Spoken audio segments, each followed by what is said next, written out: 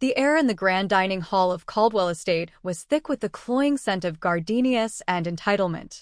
I stood at the far end of the long marble table, my fingers gently curled around a crystal glass of untouched wine, while the clinking of silverware and murmured gossip buzzed in the background. My eyes drifted across the polished surfaces, the oil paintings of smug ancestors lining the walls, and the ostentatious chandelier dripping light onto the banquet like a gilded threat. Everything about this evening was curated to intimidate. Everything except me. Damien sat beside his mother Margaret, smug as ever, his lips twisted into that smirk I once thought charming. Now, it just looked like a mask, too tight for his face, too familiar in its deceit. Margaret, draped in pearls and disdain, turned toward me with that well-practiced sneer she reserved for moments when she thought she had the upper hand. "You've certainly made yourself comfortable here," she said, her voice honeyed poison. "But of course, comfort is no substitute for class. You can't buy noble blood, dear." A few guests chuckled, always quick to follow Margaret's lead. Damien reached for her hand like a loyal lapdog, and I realized just how long I'd tolerated their condescension. Years of biting my tongue. Years of playing the humble wife to a man who paraded his lineage like a crown and treated my silence as submission. I took a breath. A calm one. The kind that fills your lungs with clarity just before everything changes. Margaret raised her glass. To tradition. And to knowing one's place. I stepped forward, slowly, heels clicking across the floor like a ticking clock. All eyes turned. I met Damien's gaze first. His confidence faltered the moment I didn't flinch. Then I turned to Margaret. "You're absolutely right, Margaret," I said softly. "One should know their place." I reached into my clutch and pulled out a folded letter. It bore the Harrington family seal, gold wax embossed with our oak tree crest. I unfolded it slowly, letting their anticipation build like pressure behind glass. "As of 6 months ago," I said, holding the letter high enough for several guests to read, "I acquired full controlling interest in the Harrington Haven retreats. Every property, every share, including the estate you're standing in tonight." Gasps erupted. A fork clattered to the floor. Margaret's smile twitched. "Don't be ridiculous. That estate belongs to the Caldwell legacy. My father built nothing," I cut in. "Your father married into money. Just like your son." Damien stood, the veins in his neck bulging. "Isla, enough. You're embarrassing yourself." I met his glare with one of my own. "No, Damien. I've just stopped playing along." I turned toward the double doors, which opened on cue. My assistant Talia stepped in, flanked by 2 estate security guards dressed in formal black uniforms. They moved with quiet precision, their presence commanding instant attention. "I've asked security to escort you both off the premises," I said, my voice never rising. "You're no longer welcome here. This home, this legacy, is mine now. And I won't allow parasites to feed off it any longer." Damien sputtered, disbelief contorting his face. "You wouldn't dare." "I already have," I replied. Margaret rose so quickly her chair toppled. "You ungrateful girl. Do you think money makes you worthy? We are the Caldwells." "No," I said evenly. "You're con artists wrapped in silk. And your act is over." Security approached, gently but firmly urging them toward the exit. The guests parted like water, some stepping back in shock, others turning away, unsure where to land their loyalties. Damien turned to me one last time, his voice dropping to a hiss. "You'll regret this, Isla." I leaned in, just enough for him to hear. "I regretted marrying you. But not this." With one last look, I watched him and Margaret disappear through the doors. Silence hung in their wake, thick and electric. I turned back to the room. Dozens of eyes still lingered on me, some wide with fear, others with newfound respect. But I didn't care about any of them. For the first time in years, I felt the ground beneath my feet was mine. Not burrowed. Not tolerated. Owned. I raised my glass, now brimming with cool certainty. "To new beginnings," I said, and drank. As the warmth slid down my throat, I felt something shift deep within me. This wasn't just a dismissal. It was a reclamation. Of my name, my voice, my legacy. They thought I was a quiet girl from nowhere. They thought I'd stay silent while they mocked me, used me, planned their pretty betrayals behind velvet curtains. But what they never understood, what Damien never bothered to ask, was why I kept my past hidden. Because I wanted to be loved for who I was, not for what I owned. But now, the gloves were off. The truth was out. And I was done playing small. This wasn't revenge. It was justice. And I was just getting started. I used to wonder if hiding who I was made me weak. In the early days with Damien, when he'd boast about the noble blood running through his veins and joke that I was refreshingly simple, I'd smile and say nothing. I didn't tell him about Jonas Harrington, my father, who had built an empire from calloused hands and sleepless ambition. I didn't tell him that the retreat he vacationed in with his entitled friends was the same one I helped design, down to the arch of the stone paths and the scent of the welcome sweets. No, I let him think I was just Isla. Just someone lucky to have caught his eye. It was easier that way. Cleaner. I wanted to be loved for my laughter, not my bank account. For my spirit, not my surname. But now, as I stood in my private library, my real sanctuary, I ran my fingers across the spines of books my father once touched, breathing in the familiar musk of leather and cedar. The fire crackled behind me, but the warmth I felt wasn't from flames. It was from truth, finally shedding its disguise. I sat down and opened the old wooden chest my father had carved when I was a child. Inside were mementos I hadn't looked at in years, photos of us fishing on the coast, blueprints of his first retreat, the one he built with his bare hands after retiring his carpentry belt. He used to call it Haven Zero, the seed from which the Harrington Haven retreats would grow. And they did, across continents, through climates, catering to royalty, artists, and weary souls seeking peace. There was a newspaper clipping folded neatly beneath a velvet pouch. I hadn't seen it since I was 17. The article featured Jonas Harrington in front of the first international retreat, a caption beneath his image reading, "The Carpenter King, Luxury with a Soul." I traced his face with my fingertip, aching to hear his voice again. I closed my eyes and remembered the day he made me promise to stay hidden. I was 18. He had just turned down a multi-million-dollar buyout offer from a conglomerate known for gutting family businesses. That night, over cinnamon tea, he said, "They'll come for you through the people you love. So make them love you for you, not for this empire." At the time, I thought he was being dramatic. But now? Now I understood he was protecting me from the Caldwells before I even knew they existed. I reached for my tablet, heart pounding. Talia had sent me a batch of decrypted emails, a project we'd started once the first whiff of betrayal curdled the air between Damien and me. I pulled up the file and scrolled until I saw her name, Celeste Monroe. The image of her flashed across my mind. Tall, lithe, always dressed like she was waiting to be photographed. She had a laugh like a bell and eyes that never smiled. She used to touch Damien's arm just a little too long at events. I used to tell myself I was imagining things. But I wasn't. The emails were proof. One, dated just 2 weeks ago, was titled Florence Wedding Draft. I read each line with clenched teeth. Darling Celeste, Damien had written, "Margaret is finalizing the guest list. We'll use the Florence villa. Isla will be out of the picture by then, either in a scandal or a sanitarium. Leave that part to me."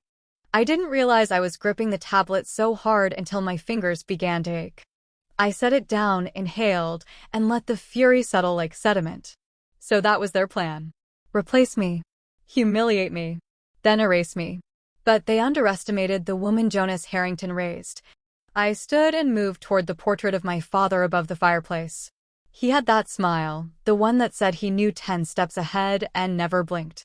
Behind the painting was a hidden compartment only I knew about. I pressed the tiny wooden notch, and it clicked open. Inside was the Harrington signet, a deep blue stone set in gold, along with a USB drive and a leather-bound journal. The journal was thick, worn from years of use. I opened it carefully and my breath caught. It was titled The Legacy Ledger. Each page held entries my father had written over decades, notes about every retreat, every deal, every backup plan. Legal safeguards, hidden clauses, fallback accounts, even alternate power of attorney triggers. Jonas had been preparing for war in a world he knew I'd inherit alone. I read one line over and over again. If you're reading this, it means the time for silence is over. Protect the legacy. Expose the parasites. Let no one steal what we built. My heart swelled. Not with pain, but with purpose. They thought I was an ornament. A trophy wife. A docile heir. But they never read the fine print. And they never imagined I held the ledger. The game had changed. I wasn't hiding anymore. The morning light spilled through the floor-to-ceiling windows of my office, illuminating every inch of mahogany and glass. Outside, the mist hugged the hills surrounding Harrington Haven, but in here, the truth was emerging in sharp, cruel detail. I sat at my desk, the legacy ledger open in front of me, its leather spine creased from my father's steady hand. Every page read like a blueprint for survival, a map he had crafted to shield our empire from predators like Damien. Talia entered quietly, her expression grim but focused.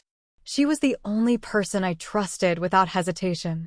Jonas had hired her when I was still in university, and over the years, she'd become more than just my assistant.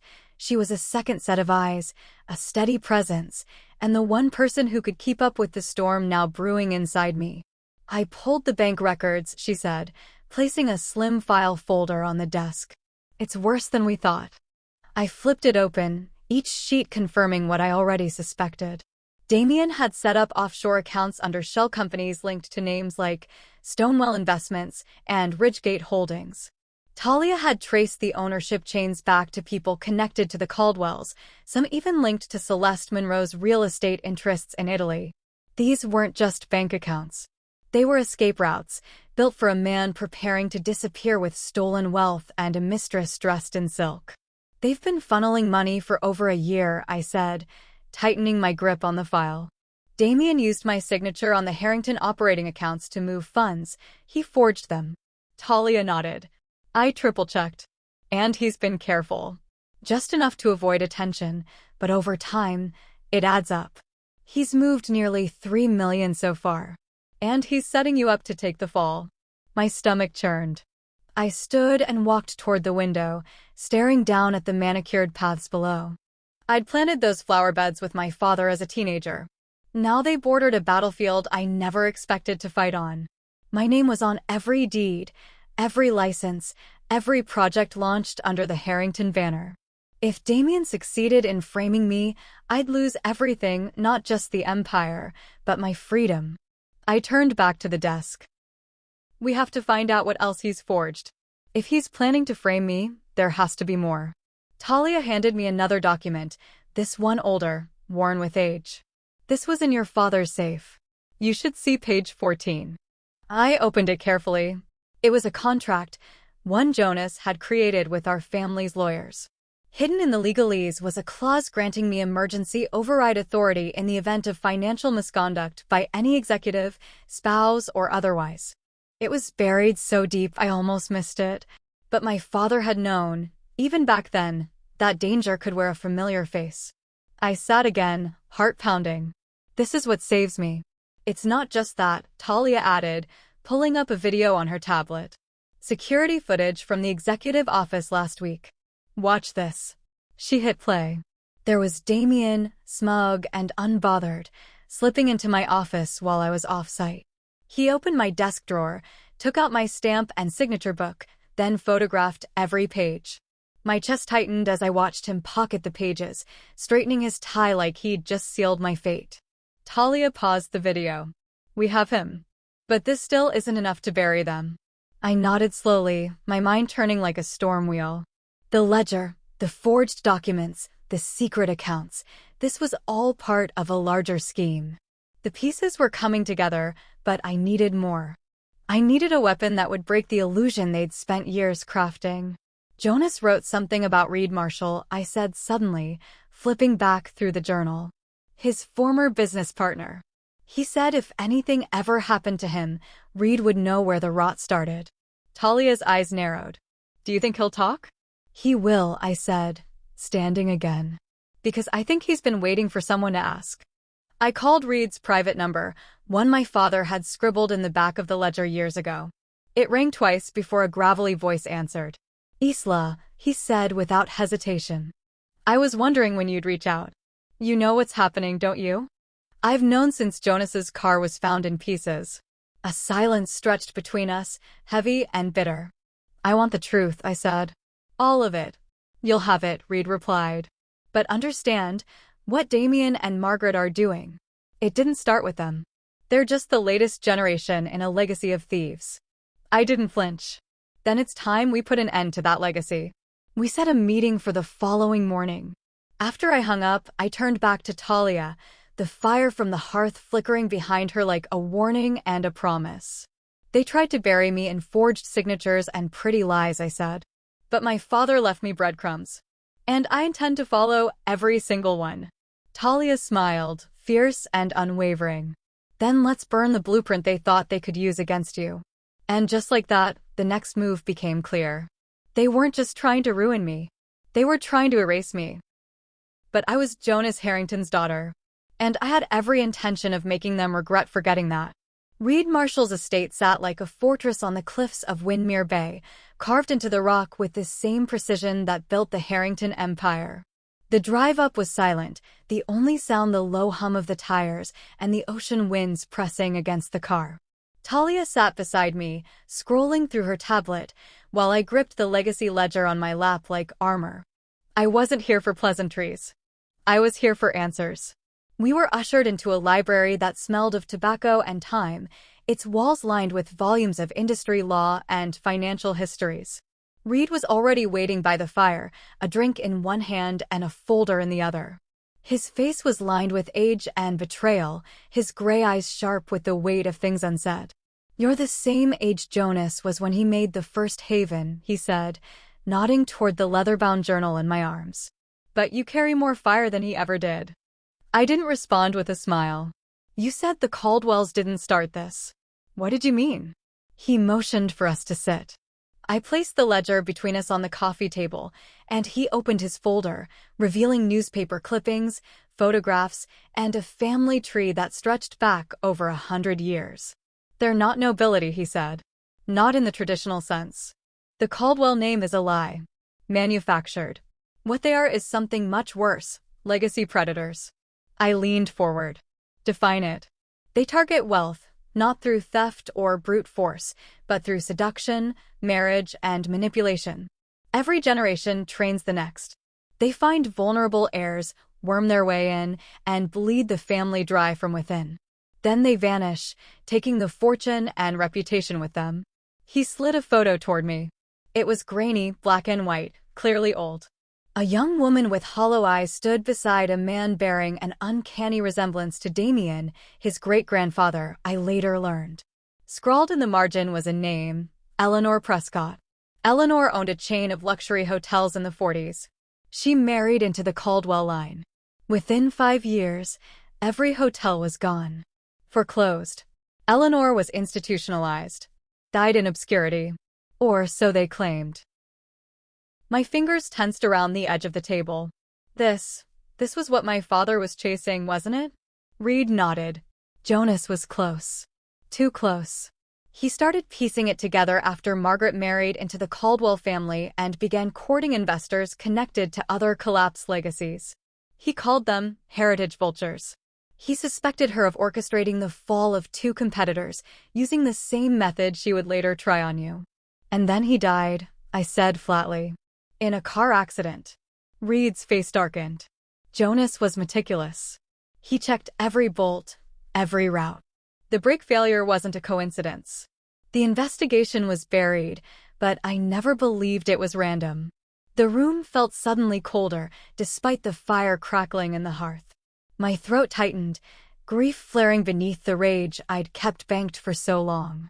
Jonas had always been larger than life to me, invincible in his brilliance, unshakable in his calm. The idea that someone snuffed out that light intentionally made my blood turn to ice. Why didn't you come forward then? I asked. Reed met my gaze without apology. Because Jonas made me swear not to. He knew you'd be safer without a war breaking out around you. He told me to wait. Until you were ready. I swallowed hard, the weight of those years bearing down on me. My silence hadn't been safety. It had been preparation. I'm ready now, I said. And I'm not just going to expose them. I'm going to end the cycle. For good. Reed slid another document across the table, original birth records, proving that the Caldwell's noble lineage was manufactured. Real names altered. Titles purchased or fabricated.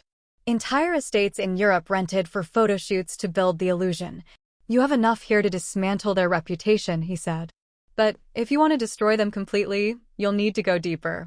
The real leverage is in their network, partners, financiers, silent co-conspirators.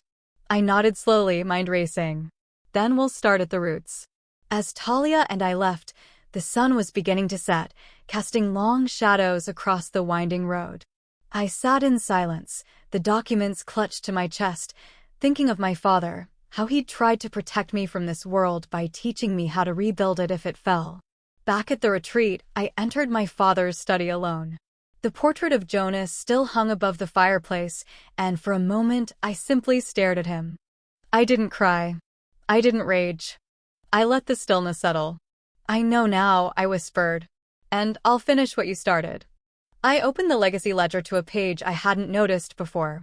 At the bottom, scrawled in his sharp handwriting, were 7 words. Truth is a blade. Wield it wisely. And I would. Because the Caldwells had played the long game for generations. But now it was my turn. The blue parlor sat like a preserved memory of my father, intimate, refined, layered with secrets. It was his favorite room in the estate, tucked behind a wall of books in the main retreat building, known only to those closest to him. The ceilings were low, the walls navy velvet with framed sketches from his early designs, and the mahogany table in the center could seat 12, though tonight it was just 2. It was the perfect place to close a deal or spring a trap. Talia stood beside me as I glanced over the final layout on the control tablet. Every camera in the room was live, every microphone tested twice, and the feed sent directly to Detective Harper Lynn, who was stationed nearby with her team, waiting for my signal.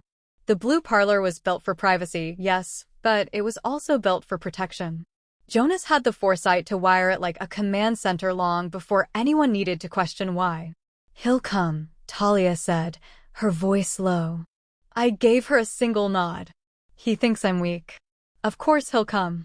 At exactly 7 p.m., Damien arrived, dressed in one of his smug tailored suits, the kind he wore to board meetings he didn't understand. His cologne announced him before the door opened, that sharp, cold scent he always used to overpower a room. But not this one. Not tonight. He walked in with a grin, as if this were a casual dinner and not the beginning of his unraveling. You wanted to talk? He asked, shrugging off his coat and glancing around the dimly lit room. Interesting choice of venue. Not exactly our usual table for 2. I gestured toward the chair across from mine. Thought we could use some privacy. He sat, not noticing, or maybe not caring, that his wine glass was untouched, the bottle sealed.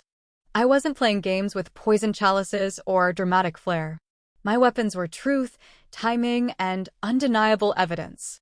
I know about the accounts, I said calmly. The forged signatures. Celeste. The offshore holdings. The wedding you're planning behind my back. Damien's smile froze. Just for a second.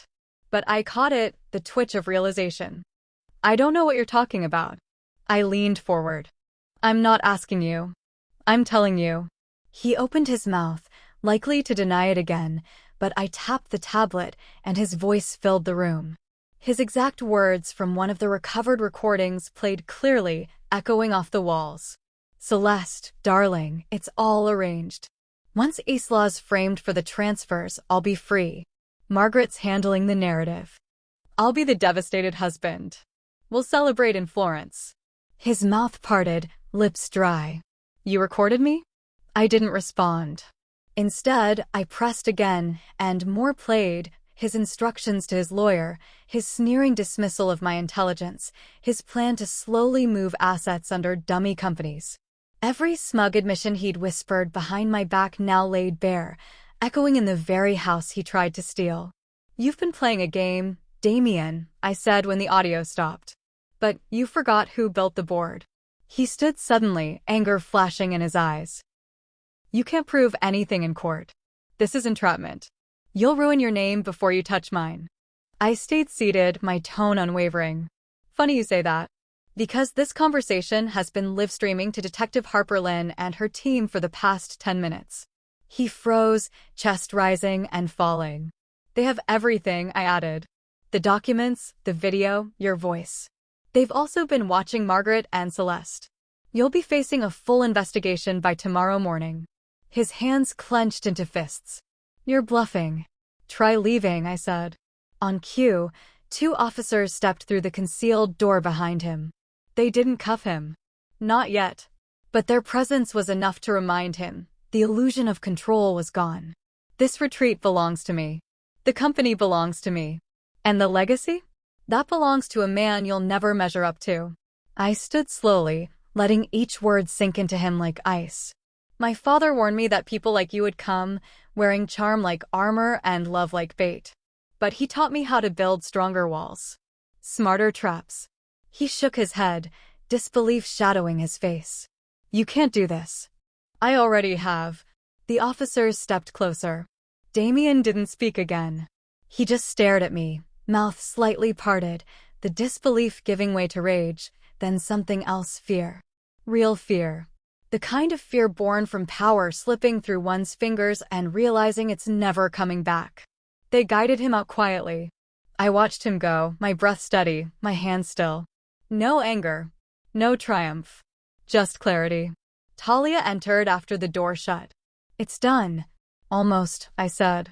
I walked to the far end of the parlor and tapped another panel, revealing the hard drives Jonas had installed for the surveillance systems. I removed the most critical recordings, the ones that showed Damien in my office, using my signature, talking on burner phones. I slipped them into an evidence case Talia held open, sealing it tight. Deliver this to Harper. Personally, I said.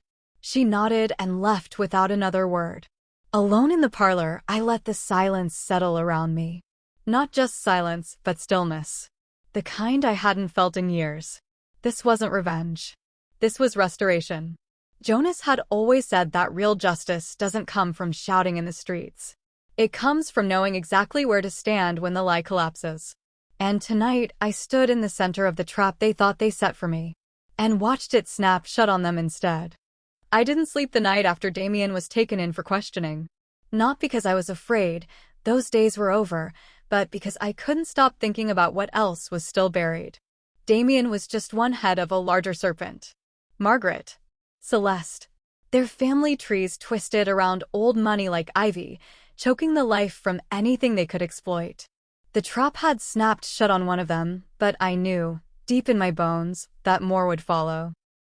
At dawn, I stood on the balcony of my suite, watching the sun rise over the eastern bluffs. The air was brisk, scented with salt and pine, and the waves below rolled with the same rhythm as my thoughts. I clutched Jonas's legacy ledger to my chest, as if it might offer answers to questions I hadn't yet asked.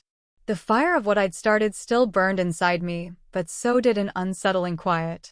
I wasn't finished. I was only waking up to the real war. My phone buzzed on the patio table.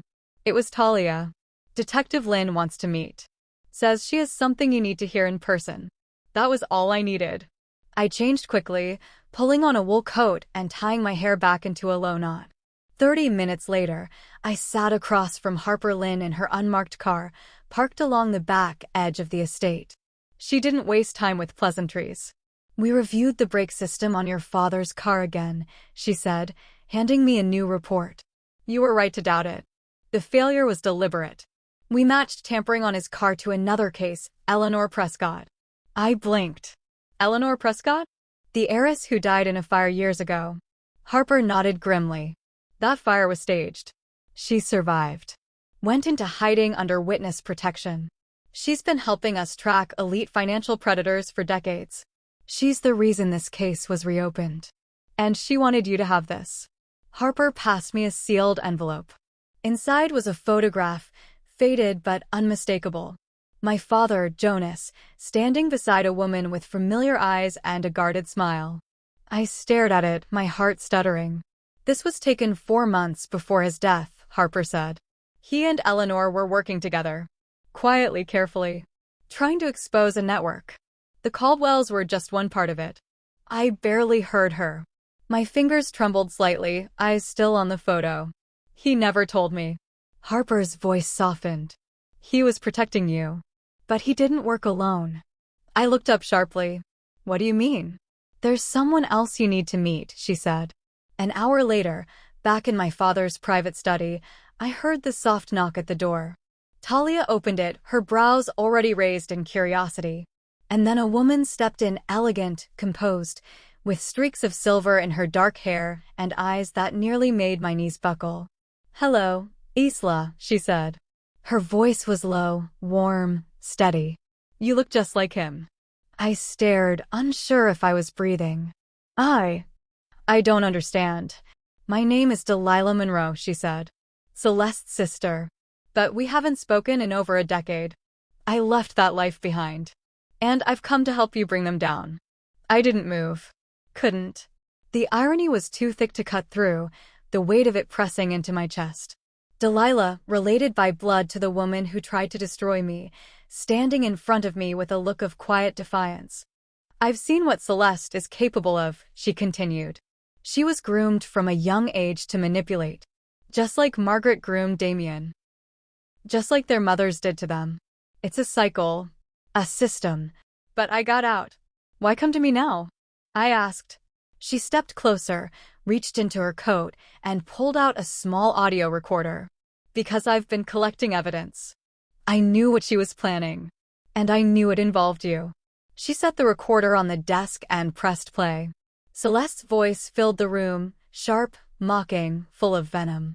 By the time they realize it's all been redirected, Isla will be too deep in scandal to defend herself. Her name, her empire, ruined. We'll take everything. I felt it like a blade across my skin. But I let it settle, let the anger rise without consuming me. There's more, Delilah said.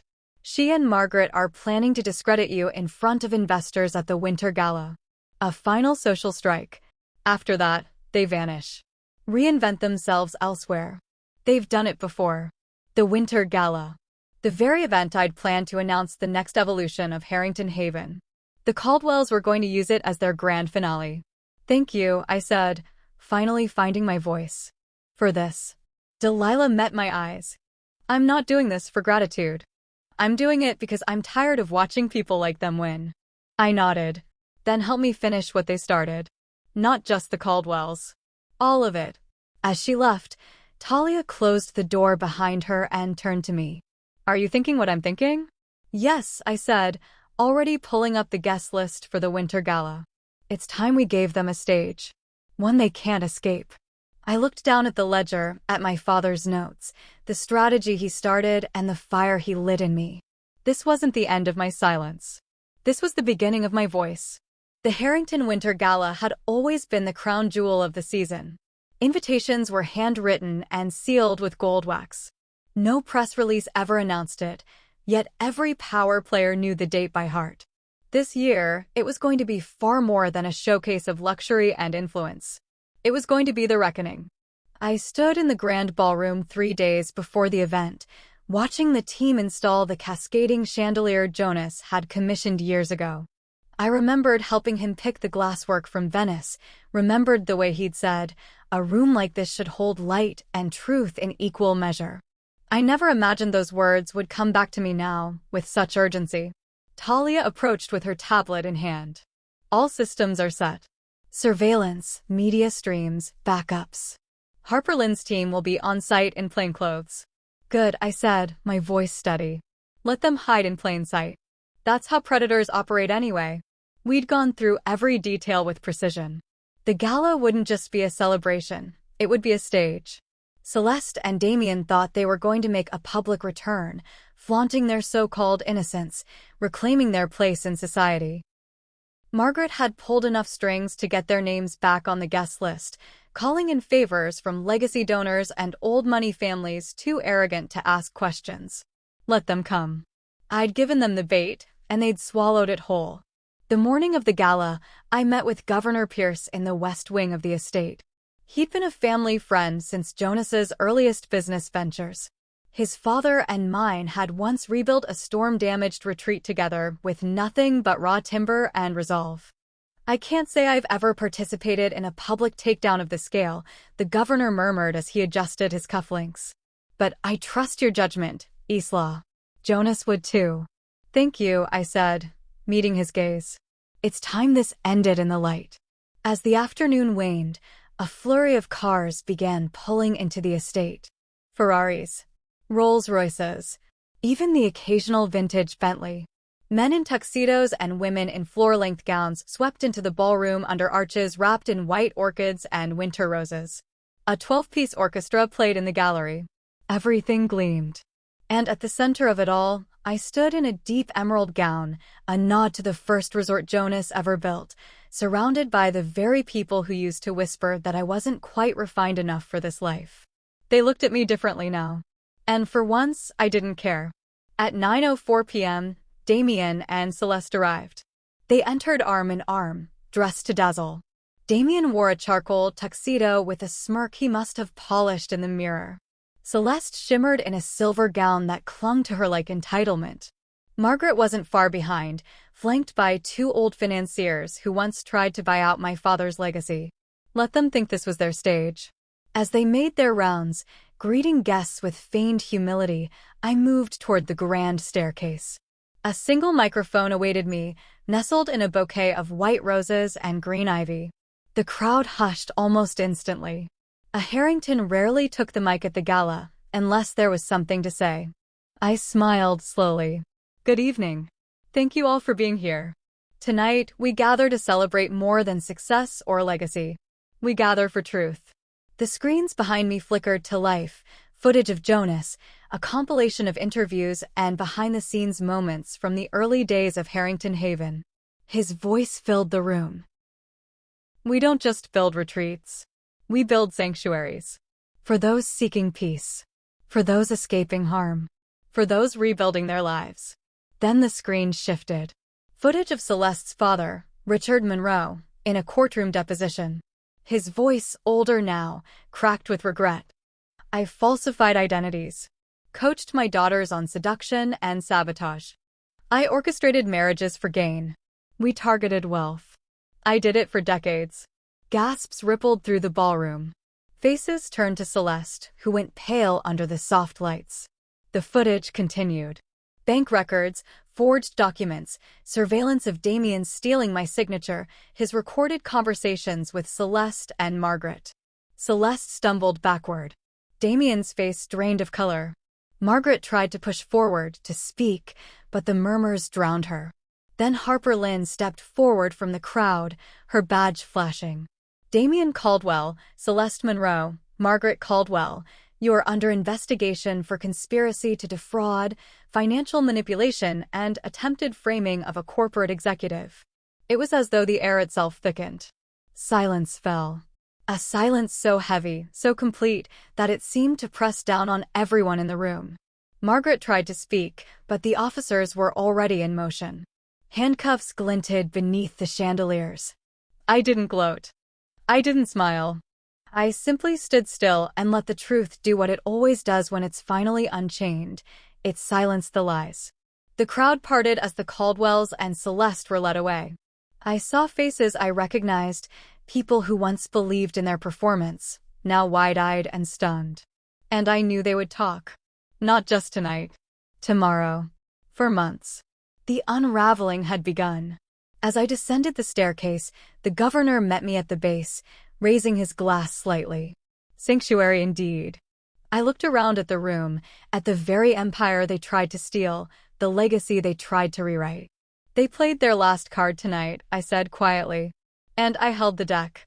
The silence after a takedown like that wasn't peace, it was the breath held before the world exhaled. The gala had ended in chaos barely masked by classical music and shocked murmurs. The media had only just begun piecing together what happened. I knew the real storm was coming, but I didn't fear it. I had built the wind. The following morning, headlines were already erupting across the country. Caldwell's arrested at Harrington Gala. Heiress Isla Harrington exposes elite conspiracy. Luxury empire saved from internal betrayal. The photos were everywhere. Damien in cuffs, Celeste's shocked expression, Margaret's sharp jaw clenched against the inevitable. The vultures who once circled me now turned on each other, desperate to salvage reputation from the wreckage. But it wasn't over yet. I sat in the Haven's private conference room, the same one where Jonas used to host late-night strategy meetings. Talia stood at the head of the long glass table, queuing up the next set of footage for our planned media release, uncut, undeniable, and devastating. This was the final blow. "Ready when you are," she said. I nodded. "Let's finish it." At noon, every screen in the estate lit up: ballroom monitors, guest suites, private lounges. Simultaneously, live streams began rolling out online, reaching press outlets, legal networks, and victims who had spent years being ignored. The footage we released wasn't just of Damien and Celeste. It was deeper, older, deadlier. We played a confession from Richard Monroe, Celeste's father, filmed 6 months before his death. A death once believed to be accidental, now under active investigation. His voice cracked through the speakers, raw and ragged. We built it on charm and ambition. Married rich daughters, ruined families, and blamed them when it all burned down. The Caldwells were the blueprint. We were just better at hiding the blood. Gasps echoed through the halls. I watched from the control center as guests, staff, and partners sat frozen in place. Margaret's voice followed next, picked up from a tapped call Talia had intercepted weeks earlier. "We don't need to love them. We just need their trust. And when they're ruined, we smile and move on." There it was, the truth laid bare. No legal argument, no carefully worded press statement could unwind that kind of evidence. This was no longer just a family scandal. It was the unraveling of a multi-generational con. Detective Harper Lynn joined me at the viewing station, her sharp eyes scanning the live reactions across dozens of screens. "You understand this is going to ripple across a dozen families. More if we follow the money." "I'm counting on it," I said. "They didn't just come for me. They came for every heir who tried to lead with kindness. Every woman who was told to stay small while someone else signed her name." Harper nodded. "Your father would be proud." My chest tightened. I didn't know if I believed in pride from the dead, but I felt Jonas in that moment, in the legacy he left, in the ledger he built, in the voice I was finally using. Outside, the press had swarmed the retreat's gates, demanding statements, clawing for sound bites. But I wasn't giving them the show they wanted. Not yet.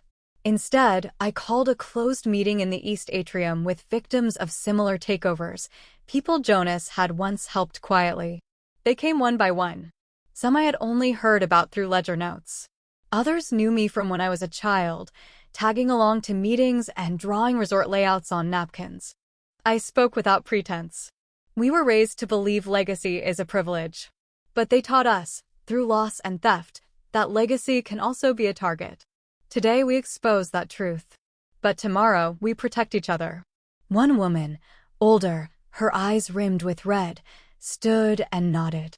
"They ruined my sister's name. Took her hotels, her friends, her future. But you gave us something back today. A name that fights back." That was the moment I realized justice wasn't the end. It was the start of something else. A community. A new design. As evening fell, I walked the estate grounds, passing rooms that had once felt heavy with secrets. Now, they breathed again. I passed the blue parlor, the ballroom, the gardens, all places that had held betrayal, now reclaimed. Then I stopped in front of my father's office. The light inside flickered from the fireplace. I stepped in. The legacy ledger still sat on his desk, open to a page I hadn't read before. A single line written in bold ink, underlined twice. "Truth is not the end of the story, it's the beginning of the rebuild." I smiled through a quiet exhale. My rebuild was already underway. The Caldwells and Monroes were no longer whispering in the dark. They were exposed, cornered, and on the edge of collapse. Margaret had been moved to solitary confinement after attempting to bribe 2 officers. Damien had requested a lawyer trained in corporate defense. Celeste refused to speak at all. The same people who mocked my silence now scrambled in theirs. And me? I was done being underestimated. The fall they orchestrated had become their own, and I had only just begun to rise. The package arrived just after dawn. I was sitting in my father's study with the ledger open beside a half-finished cup of tea when Talia knocked softly and entered, holding a slim leather-bound portfolio sealed in wax. There was no return address, only a delicate eye pressed into the corner. "It was hand-delivered," she said. "No name, just this note." I unfolded the attached card, my hands already trembling before I even read the message. "You deserve the whole truth now. Love always, M. M." My breath hitched, and I stared at the letterhead like it might vanish if I blinked. There was only one person that initial could mean. One ghost I had never expected to hear from again. My mother, Miranda Harrington. Dead, they'd said. Gone in a boating accident when I was 6. My father had rarely spoken of her. He kept only one photo in the house, and even then, it was always slightly turned away, as if the grief was too sharp to stare at head-on. I pressed the seal with shaking fingers and opened the portfolio. Inside were letters, dozens of them. Each one handwritten, dated, and marked with a place. New York, Madrid, Berlin, Cape Town. The ink was unmistakably hers. That same elegant script I'd seen in her recipe cards, the ones I used to trace as a child when I couldn't sleep. I skimmed the top one, and tears blurred my vision almost instantly. "My dearest Isla, if you're reading this, then you've stepped into the fire your father always knew would come. I'm sorry I haven't been there to guide you. But I never truly left. I've been watching, helping, and waiting. There are things Jonas couldn't tell you, secrets that would have endangered you. But now, you've grown into the kind of woman who can carry them. So I will tell you everything."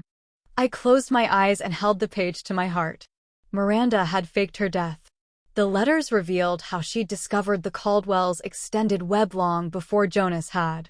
She'd uncovered plans to siphon funds through false charities, manipulate politicians, and target luxury resort owners with seemingly accidental tragedies. Miranda had been the first to see it for what it was, an organized, well-funded operation masked as high society. When she tried to sound the alarm, they came after her. She and Jonas decided that the only way to keep me safe was for one of them to disappear. She chose herself. I knew Jonas could raise you in strength, but I would work from the shadows. I aligned myself with women like Eleanor Prescott, survivors hidden in plain sight.